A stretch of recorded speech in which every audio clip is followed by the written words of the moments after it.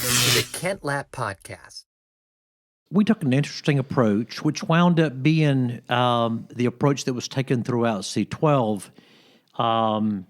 We took a stand on day one and said, no one is leaving the table for the next 90 days, no matter what. We have two or three members that, quite frankly, are crushed, really crushed. They're crushed in business, they're crushed personally.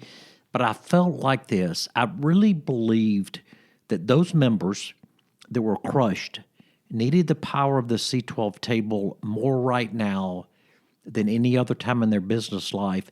And I also felt this way. Those people who were in a good position need the opportunity to pour into others.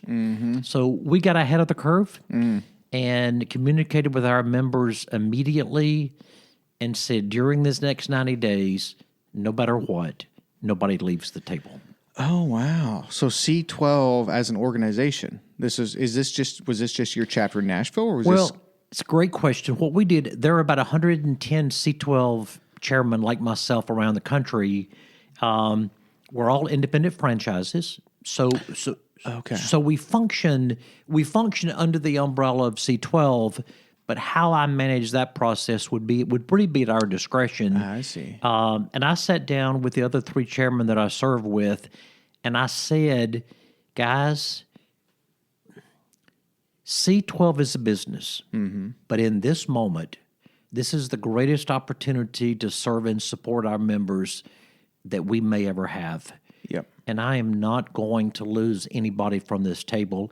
Quite frankly, even if somebody down the road said, I'm not going to stay at the C12 table, that's fine with me, but not during the next 90 days. I see. Too critical. Okay. So even if someone is having major challenges at home or at work financially, you're not letting them leave the table for now. Not during these 90 days. Yeah, It's too I see. important. Yeah, It's just too yeah. important. Yeah.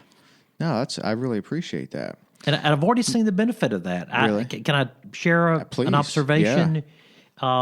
We have the honor of serving and supporting Chris Erlinson, who runs Nashville Flight Training.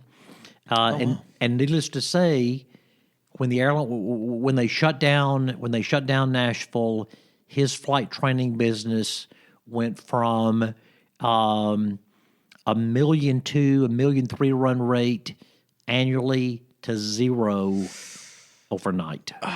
To absolutely zero overnight. And he was crushed. He was really crushed, and it hit him deeply in business. It also hit him pretty significantly financially. And I watched some really fascinating things happen. Obviously, he pursued PPP and was successful in getting some support from the federal government. But really fascinating, two things happened within the last 10 days.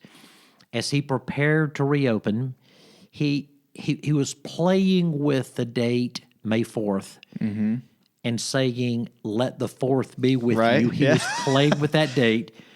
And he shared with his board that he was going to reopen on May the 4th. And the board asked him, do you have pent-up demand for those who were needing to learn to fly? And he said, yes. It was really fascinating. The board said, how could you possibly miss May the 1st?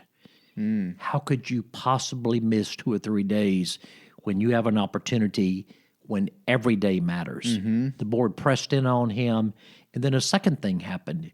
He and his wife have strong commitment to their church, and they do not fly on Sunday. Oh, wow.